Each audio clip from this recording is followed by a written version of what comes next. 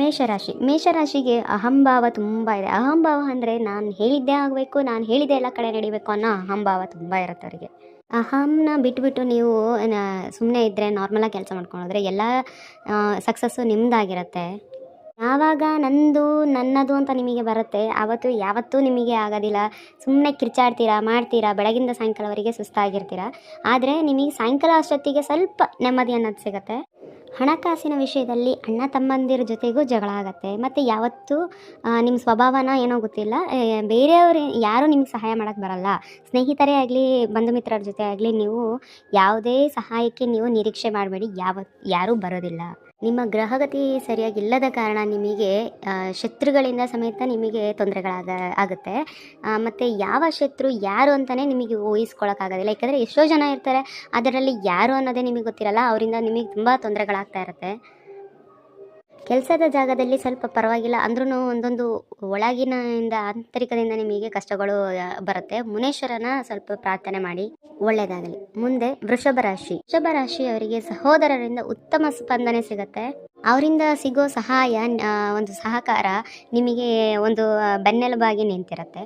ಮತ್ತು real estate business ಮಾಡೋರಿಗೆ ಅಥವಾ ಕಮಿಷನ್ ಏಜೆಂಟ್ಸ್ಗಳಿಗೆ ಒಳ್ಳೆ ಅನುಕೂಲ ಆಗುತ್ತೆ. ವೃತ್ತಿಯಲ್ಲಿ ನಿಮಗೆ ಸಮಾಧಾನ ಸಿಗುತ್ತೆ. ಯಾವುದೇ ವೃತ್ತಿಯಾಗಲಿ ನಿಮಗೆ ಸಮಾಧಾನ ಸಿಗೋ ದಿನ ಆಗುತ್ತೆ. ಅನೇಕ ಉತ್ತರಗಳಿಗೆ ನಿಮಗೆ ಅಂದರೆ ಪ್ರಶ್ನೆಗಳಿಗೆ ದಿನ ನಿಮಗೆ ಉತ್ತರ ಸಿಗುತ್ತೆ. ಮತ್ತು ಅಧಿಕಾರ ಅನ್ನೋದನ್ನ ಒಂದನ್ನು ಸ್ವಲ್ಪ ನೀವು ಪಡೆಯೋಕ್ಕೆ ಹೋಗಬೇಡಿ. ಯಾಕಂದರೆ ನಿಮಗಿಂತ ಹಿರಿಯರು ಇರ್ತಾರೆ ಕುಟುಂಬದಲ್ಲಿ, ಏನು ಎಕ್ಸ್ಪೀರಿಯೆನ್ಸ್ ಇರೋರು ಇರ್ತಾರೆ. ಅವರ ಮುಂದೆ ನನಗೆ ಕುಟುಂಬದಲ್ಲಿ ಎಲ್ಲ ಜವಾಬ್ದಾರಿ ಸಿಗಬೇಕು, ಅಂದರೆ ಅಧಿಕಾರ ಸಿಗಬೇಕು, ನಾನೇ ಹಕ್ಕು ಚಲಾಯಿಸಬೇಕು ಅನ್ನೋದು ನೀವು ಸ್ವಲ್ಪ ಮುಂದೆ ಮಾಡೋದ್ರಿಂದ ನಿಮಗೆ ಕುಟುಂಬದಲ್ಲಿ ಸ್ವಲ್ಪ ನಿಷ್ಠುರ ಆಗುವಂಥದ್ದು ಇರುತ್ತೆ ಈ ದಿನ. ಅದನ್ನು ಸ್ವಲ್ಪ ದೂರ ಇರಿ.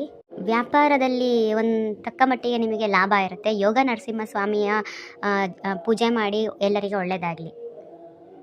ಮುಂದೆ ಮಿಥುನ ರಾಶಿಗೆ ಅಪರಿಚಿತ ಅಂದರೆ ಗೊತ್ತಿಲ್ಲದವರ ಒಡನಾಟ ಬೇಡ. ಸಡನ್ನಾಗಿ ಸಿಗ್ಬೋದು, ಆದರೆ ಅವ್ರ ಜೊತೆ ತುಂಬ ಮಿಂಗಲಾಗಕ್ಕೆ ಹೋಗಬೇಡಿ, ಸ್ವಲ್ಪ ದೂರನೇ ಇರಿ. ರಸ್ತೆ ಅಪಘಾತ ಸಂಭವಿಸುವ ಸೂಚನೆ ಇದೆ. ಸ್ವಲ್ಪ ಗಾಡಿ ಓಡಿಸೋರು, ಗಾಡಿ ನಡ್ಕೊಂಡು ಹೋಗೋರು ಸಮೇತ ಸ್ವಲ್ಪ ಹುಷಾರಾಗಿ ಹಿಂದೆ ಮುಂದೆ ನೋಡ್ಕೊಂಡು ಹೋಗಿ. ಶತ್ರುಗಳು ಸಡನ್ನಾಗಿ ನಿಮ್ಮ ವಿರುದ್ಧ ಕೆಲಸ ಮಾಡ್ತಾರೆ, ನಿಮಗೆ ತಿರುಗಿ ಬೀಳ್ತಾರೆ, ನಿಮಗೆ ಅದೊಂದು ಆಘಾತ ಇರುತ್ತೆ. ಇನ್ನು ವಿದ್ಯಾರ್ಥಿಗಳಿಗೆ ಅವರ ಜವಾಬ್ದಾರಿ ಅವ್ರು ತಗೊಳ್ಳೋದೆ, ಅಂದರೆ ಸರಿಯಾಗಿ ಓದದೆ ಅವರಿಗೆ ನಿರ್ಲಕ್ಷ್ಯದಿಂದ ತೊಂದರೆ ಆಗ್ತದೆ. ದಯವಿಟ್ಟು ವಿದ್ಯಾರ್ಥಿಗಳು ಸ್ವಲ್ಪ ಅವ್ರ ಓದಿನ ವಿಷಯದಲ್ಲಿ ಗಮನ ಕೊಡಿ. ಮತ್ತು ಹಣಕಾಸಿನ ವಿಷಯದಲ್ಲಿ ಸ್ವಲ್ಪ ತೊಂದರೆ ಆಗುತ್ತೆ. ಮತ್ತು ಪ್ರೇಮಿಗಳಲ್ಲಿ ಜಗಳ ಆಗೋ ಸಂದರ್ಭವೂ ಇದೆ. ಒಬ್ಬರು ಹೇಳಿದ್ದು ಇನ್ನೊಬ್ರಿಗೆ ಆಗೋದಿಲ್ಲ, ಆ ಥರ ಸಿಚುವೇಷನಲ್ಲಿ ನೀವೇ ದೂರ ಆಗೋ ಚಾನ್ಸಸ್ ಇರುತ್ತೆ. ಸ್ವಲ್ಪ ಅದನ್ನು ಅವಾಯ್ಡ್ ಮಾಡಿ.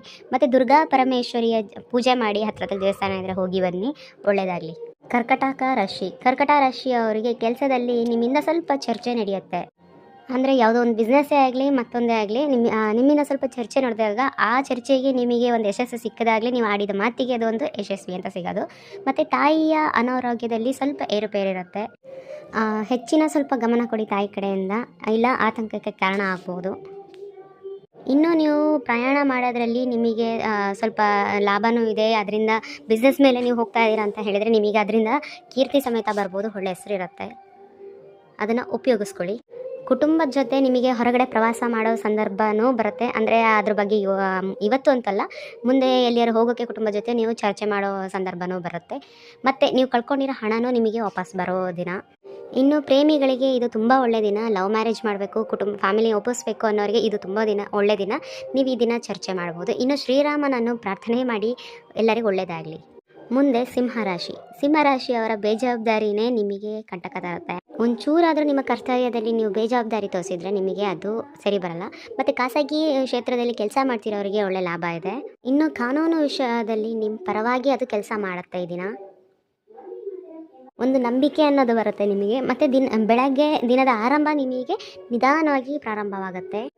ದಿನ ಹೋಗ್ತಾ ಒಂದು ಒಳ್ಳೆಯ ಯೋಗ ಸಿಗುತ್ತೆ ನಿಮಗೆ.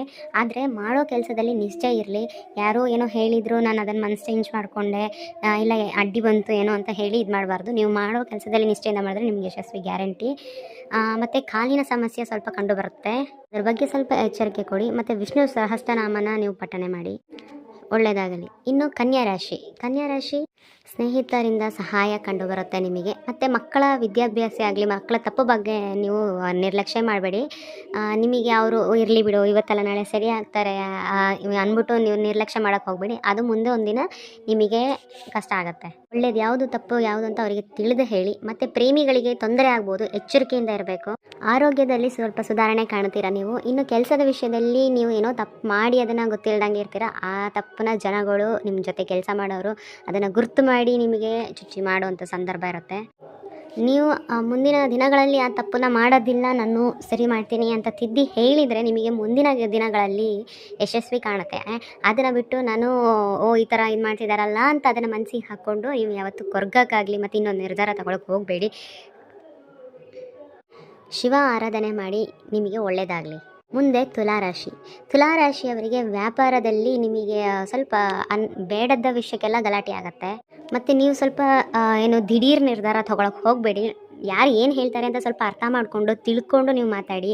ಅವ್ರು ಏನೋ ಹೇಳಿರ್ತಾರೆ, ನೀವೇನೋ ಅರ್ಥ ಮಾಡಿಕೊಂಡು ಅದನ್ನು ಜಗಳಕ್ಕೆ ನೀವಾಗೆ ಮುಂದೆ ಹೋಗಬೇಡಿ, ಅದು ಒಳ್ಳೆಯದಲ್ಲ. ಸಮಯ ನಿಮಗೆ ಯಾವುದೋ ಒಂದು ವಿಷಯದಲ್ಲಿ ನಿಮ್ಮ ಪರವಾಗಿ ನಿಂತು ಕೆಲಸ ಮಾಡುತ್ತೆ. ಮತ್ತು ಹಣಕಾಸಿಗೆ ನೀವು ಸರಿಯಾದ ಹಿಡಿತ ತರಲಿಲ್ಲ ಅಂತ ಹೇಳಿದರೆ, ಸುಮ್ಮನೆ ಆರ್ಥಿಕವಾಗಿ ಅಂದರೆ ಬೇಡದ ವಿಷಯಕ್ಕೆಲ್ಲ ನೀವು ಖರ್ಚು ಮಾಡ್ತಿದ್ದೀರಾ ಅಂತ ಹೇಳಿದರೆ ಮುಂದೆ ನಿಮಗೆ ದೊಡ್ಡ ಮಟ್ಟದಲ್ಲಿ ನಿಮಗೆ ಒಂದು ಪೆಟ್ಟು ಬೀಳುತ್ತೆ. ಕೆಲಸಗಳು ನಿಮಗೆ ಸಡನ್ನಾಗಿ ಯಾವುದೇ ಪೂರ್ಣ ಆಗೋದಿಲ್ಲ, ಅದರಿಂದ ಬೇಸರಗೊಳ್ಳಬೇಡಿ. ಮತ್ತು ಅನಗತ್ಯವಾಗಿ ನೀವು ಬೇರೆಯವ್ರ ವಿಷಯಕ್ಕೆ ತಲೆ ಹಾಕಬೇಡಿ. ನೀವು ಬೇರೆಯವ್ರ ವಿಷಯಕ್ಕೆ ತಲೆ ಹಾಕಿ ಏನಾದ್ರು ಸ್ವಲ್ಪ ಮೂಗು ತುರ್ಸೋಕೆ ಹೋದರೆ ನಿಮ್ಮ ಮೇಲಿರೋ ಒಳ್ಳೆಯ ಅಭಿಪ್ರಾಯ ಆಗಲಿ, ಒಂದು ನಿಶ್ಚಯ ಆಗಲಿ, ಅದು ಸ್ವಲ್ಪ ಕಷ್ಟ ಆಗುತ್ತೆ. ನಾವಾಯಿತು ನಮ್ಮ ದಾರಿ ಆಯಿತು ಅಂದ್ಕೊಂಡು ಹೋಗಬೇಕು. ತಾಳ್ಮೆ ಅನ್ನೋದು ಇದ್ದರೆ ನಿಮಗೆ ತುಂಬ ಒಳ್ಳೆಯದಾಗತ್ತೆ. ಈ ದಿನ ಎಲ್ಲರಿಗೂ ಒಳ್ಳೆಯದಾಗಲಿ. ಮುಂದೆ ವೃಶ್ಚಿಕ ರಾಶಿಯವರಿಗೆ ನಿಮ್ಮ ಕುಟುಂಬದವರಿಂದ ಒಳ್ಳೆ ಮಾತು, ಒಂದು ನಿರೀಕ್ಷೆ ನಿಮಗೆ ಅಂದರೆ ತಕ್ಕಂಗೆ ಸಿಗುತ್ತೆ, ಬೆಂಬಲ ಸಿಗುತ್ತೆ. ಅದರಿಂದ ನಿಮಗೆ ಆತ್ಮವಿಶ್ವಾಸ ಹೆಚ್ಚಾಗುತ್ತೆ. ಯಾವಾಗ ನಮಗೆ ಆ ಆತ್ಮವಿಶ್ವಾಸ ಹಾಗೆ ನಮ್ಮ ಮೇಲೆ ನಮಗೆ ಇರುತ್ತೋ ಆವಾಗ ನಮಗೆ ಎಲ್ಲ ಇದರಲ್ಲೂ ಬಿಸ್ನೆಸ್ಸೇ ಆಗಲಿ ಪ್ರತಿಯೊಂದು ಫೀಲ್ಡಲ್ಲಿ ನಮಗೆ ಯಶಸ್ಸು ಅನ್ನೋದು ಸಿಗುತ್ತೆ. ಪೂರ್ವ ಯೋಜನೆ ಮಾಡಿರುವ ಕೆಲಸಗಳಲ್ಲಿ ನಿಮಗೆ ತುಂಬ ಅನುಕೂಲವಾಗಿ ಬರುವಂಥ ಸಂದರ್ಭ ಇದಾಗಿದೆ. ಮತ್ತು ನಿಮಗೆ ವ್ಯಾಪಾರದಲ್ಲಿ ಸ್ವಲ್ಪ ಎಕ್ಸ್ಪೆಂಡ್ ಅಂದರೆ ವಿಸ್ತಾರ ಮಾಡಿಕೊಳ್ಳುವ ಸಂದರ್ಭವೂ ಇದೆ. ಅದನ್ನು ಸ್ವಲ್ಪ ನೋಡಿಕೊಂಡು ನೀವು ಮಾಡ್ಕೊಳ್ಳಿ. ಕಾನೂನು ವಿಷಯದಲ್ಲಿ ನಿಮಗೆ ಜಯ ಸಿಗುವ ಸಂದರ್ಭ ಸಿಗುತ್ತೆ. ಮತ್ತು ಕುಟುಂಬ ಅಂದರೆ ಗಂಡ ಹೆಂಡತಿ ಮಧ್ಯದಲ್ಲಿ ಸ್ವಲ್ಪ ಬಿರುಕುಂಟಾಗುವ ಸಾಧ್ಯತೆಗಳಿದೆ. ಸ್ವಲ್ಪ ಒಬ್ಬರೊಟ್ಟಿಗೊಬ್ರು ಮಾತಾಡಬೇಕಾದ್ರೆ ಏನಾದ್ರು ಇದು ಮಾಡಬೇಕಾದ್ರೆ ಸ್ವಲ್ಪ ಕಾಂಪ್ರಮೈಸ್ ಆಗಿ, ಅಂದರೆ ನಂದೇ ನನಗೆ ಅನ್ನೋದು ಸ್ವಲ್ಪ ವಾದ ಬಿಟ್ಬಿಟ್ಟು ಸ್ವಲ್ಪ ಆರಾಮಾಗಿ ಕೂಲಾಗಿ ನೀವು ಕೂತ್ಕೊಂಡು ಮಾತಾಡಿ. ಸೂರ್ಯನಾರಾಯಣನ ಪ್ರಾರ್ಥನೆ ಮಾಡಿ ಎಲ್ಲರಿಗೆ ಒಳ್ಳೆಯದಾಗಲಿ. ಮುಂದೆ ಧನುರ್ರಾಶಿಯವರು ಅಧಿಕಾರಿಗಳಿಂದ ನಿಮಗೆ ಒಂದಷ್ಟು ಸಹಾಯಗಳು ಈ ಸಮಯದಲ್ಲಿ ಕಂಡು ಬರುತ್ತೆ. ಅಂದರೆ ಯಾವುದೇ ಕಾರ್ನಿವನಾರ್ ಅಪ್ಲಿಕೇಶನ್ ಇಲ್ಲ ಮತ್ತೊಂದು ಸಹಾಯ ಕೇಳಿದರೆ ಅವರಿಂದ ನಿಮಗೆ ಒಂದಷ್ಟು ಸ್ಪಂದನೆಗಳು ಉಂಟು ಬರುತ್ತೆ. ಮತ್ತು ನಿಮಗೆ ಒಂದು ದೇಹ ನಿಮಗೆ ಒಂಚೂರು ರೆಸ್ಟ್ ಕೇಳುತ್ತೆ. ಯಾಕಂದರೆ ನೀವು ರೆಸ್ಟ್ಲೆಸ್ ಒಂದು ಕೆಲಸ ಮಾಡಿರ್ಬೋದು, ಇಲ್ಲ ಏನೋ ಒಂದು ಶ್ರಮ ಪಟ್ಟಿರ್ತೀರ. ಅದಕ್ಕೆ ಈ ದಿನ ನಿಮಗೆ ಸ್ವಲ್ಪ ದೇಹಕ್ಕೆ ನಿಮಗೆ ಒಂಚೂರು ಫ್ರೀ ಬೇಕು. ವೃತ್ತಿಯಲ್ಲಿ ಮಾಡೋ ಕೆಲಸದಲ್ಲಿ ನಿಮ್ಮದು ಓನ್ ಬಿಸ್ನೆಸ್ಸೇ ಆಗಲಿ, ಹೊರಗಡೆ ಬಿಸ್ನೆಸ್ ಕೆಲಸಕ್ಕೆ ಹೋಗೋದಾಗಲಿ, ನಾಳೆ ಏನು ಮಾಡಬೇಕು ಅನ್ನೋ ಪ್ರೀ ಪ್ಲ್ಯಾನ್ ಇಲ್ಲದೆ ನೀವು ಒಂದು ಏನು ಹೇಳ್ತಾರೆ ಕೇರ್ಲೆಸ್ಸಲ್ಲಿ ಮಾಡೋ ಇದರಿಂದ ನಿಮಗೆ ಅದು ಸ್ವಲ್ಪ ಸಮಸ್ಯೆ ಉಂಟು ಬರುತ್ತೆ. ಯಾವತ್ತೂ ಪ್ರೀ ಪ್ಲ್ಯಾನ್ ಇಟ್ಕೊಂಡು ನೀವು ಇದು ಮಾಡ್ಕೊಳ್ಳಿ ಕೆಲಸಕ್ಕೆ ಹೋಗಿ. ಮತ್ತು ನೀವು ಮಾತಲ್ಲಿ ಸ್ವಲ್ಪ ಹಿಡ್ತಾ ಇರಲಿ. ನಿಮ್ಮ ಮಾತುಗಳು ಏನೆಲ್ಲ ಬರೋದ್ರಿಂದ ನಿಮಗೆ ಆ ಮಾತಿನಿಂದ ನೀವೇ ಕೆಡುಕು ಉಂಟು ಮಾಡ್ಕೊಳ್ಬೋದು. ಸೋಂಬೇರಿತನ ಸ್ವಲ್ಪ ದೂರ ಮಾಡಿ. ನಿಮಗೆ ಆ ಸೋಂಬೇರಿತನದಿಂದ ಸ್ವಲ್ಪ ಕಷ್ಟ ಆಗುತ್ತೆ. ನಾವು ಮನಸ್ಸು ಪಟ್ಟರೆ ಏನು ಬೇಕಾದರೂ ಬದಲಾಯಿಸ್ಬೋದು, ಇದನ್ನು ಅಷ್ಟೇ. ಮತ್ತು ಹೊರಗಡೆ ಫುಡ್ನ ಸ್ವಲ್ಪ ಅವಾಯ್ಡ್ ಮಾಡಿ. ನಿಮಗೆ ಊಟದಿಂದ ಫುಡ್ಡಿಂದ ನಿಮಗೆ ಸ್ವಲ್ಪ ಆರೋಗ್ಯ ಸಮಸ್ಯೆಯಲ್ಲಿ ತೊಂದರೆ ಕಂಡು ಬರ್ಬೋದು. ಮುಂದೆ ಯಾವುದೋ ನೀವು ಮಾಡಿರೋ ತಪ್ಪಿಂದ ನೀವು ಅನುಭವ ಪಡೆದಿರ್ತೀರ. ಆ ತಪ್ಪಿನಿಂದ ಪಡೆದಿರೋ ಅನುಭವ ನಿಮಗೆ ಪಾಠ ಕಲಿಸಿರುತ್ತೆ. ಆ ಪಾಠನ ನೀವು ನೆನ್ಪಿಟ್ಕೋಬೇಕು. ಪುನಃ ನೀವು ಅದನ್ನೇ ರಿಪೀಟ್ ಮಾಡಿದರೆ ನಿಮಗೆ ಜೀವನದಲ್ಲಿ ಕುಗ್ಗೋದ್ರೆ ಅಂದರೆ ಕೆಳಗಡೆ ಹೋದರೆ ಇನ್ನು ಪುನಃ ಎದ್ದೇಳೋಕ್ಕೆ ನಿಮಗೆ ಕಷ್ಟ ಆಗ್ತದೆ.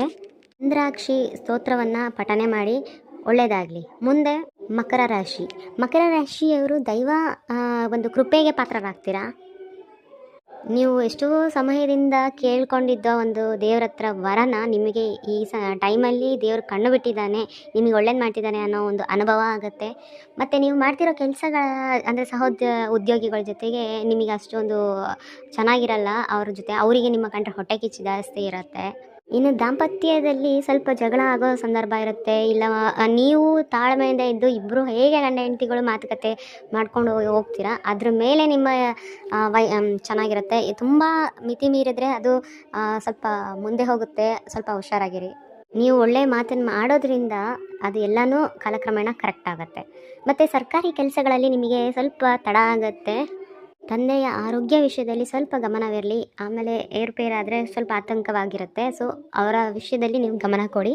ಇನ್ನು ವಿದ್ಯಾರ್ಥಿಗಳಿಗೆ ನಿಮಗೆ ಒಳ್ಳೆ ಯಶಸ್ಸು ಬರುವಂಥ ಸಂದರ್ಭ ಇದು. ನಿಮ್ಮ ಕುಲದೇವರು ಏನಿರುತ್ತೆ ಅದಕ್ಕೆ ಪ್ರಾರ್ಥನೆ ಮಾಡಿ, ಒಳ್ಳೆಯದಾಗಲಿ. ಮುಂದೆ ಕುಂಭರಾಶಿಯವರು, ಬೇರೆಯವರ ಕೆಟ್ಟ ದೃಷ್ಟಿ ನಿಮ್ಮ ಮೇಲೆ, ನಿಮ್ಮ ಮನೆ ಮೇಲೆ ಬೀಳದೇ ಇದ್ದಂಗೆ ನೀವು ಸ್ವಲ್ಪ ಗಮನ ಕೊಡಿ.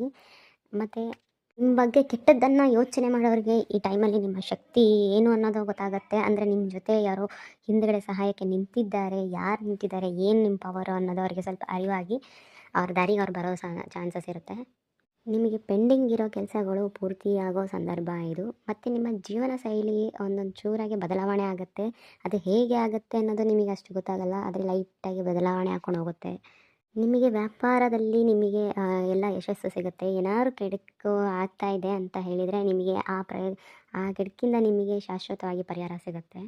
ವಿದ್ಯಾರ್ಥಿಗಳಿಗೆ ಒಳ್ಳೆಯದಾಗುವ ಸಂದರ್ಭ ಇದು. ಮತ್ತು ಗಣಪತಿಯನ್ನು ಪ್ರಾರ್ಥನೆ ಮಾಡಿ ಒಳ್ಳೆಯದಾಗತ್ತೆ. ಮುಂದೆ ಮೀನರಾಶಿಯವರು, ನೀವು ಹಣನ ಹೂಡಿಕೆ ಮಾಡೋದ್ರಿಂದ ಉಳಿತಾಯ ಮಾಡೋದು ಏನಾದ್ರು ಪ್ಲ್ಯಾನ್ ಮಾಡ್ಕೊಂಡಿದ್ರೆ ಈ ದಿನದಿಂದ ಪ್ರಾರಂಭ ಮಾಡಿ. ನಿಮಗೆ ಆ ಹೂಡಿಕೆಯಿಂದ ನಿಮಗೆ ಒಳ್ಳೆಯ ಲಾಭ ಉಂಟಾಗುತ್ತೆ.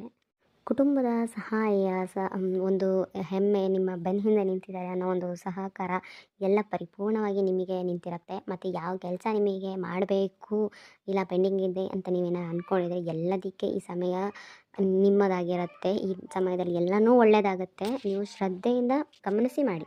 ಖರ್ಚು ಸ್ವಲ್ಪ ಹೆಚ್ಚಿರುತ್ತೆ, ಆದರೆ ಆ ಖರ್ಚನ್ನು ನೀವು ಯೋಚನೆ ಮಾಡದೆ ನೀವು ಇವತ್ತಿನ ದಿನ ನೀವು ಮುಂದೆ ಹೋದರೆ ನಿಮಗೆ ಎಲ್ಲ ಕೆಲಸದಲ್ಲಿ ಯಶಸ್ವಿಗೊಳ್ಳುತ್ತೆ. ಇದನ್ನೆಲ್ಲ ನೋಡಿದ್ರೆ ನೀವು ಐಶ್ವರ್ಯ ಲಕ್ಷ್ಮಿಯ ಪ್ರಾರ್ಥನೆ ಮಾಡಿ, ಒಳ್ಳೆಯದಾಗತ್ತೆ.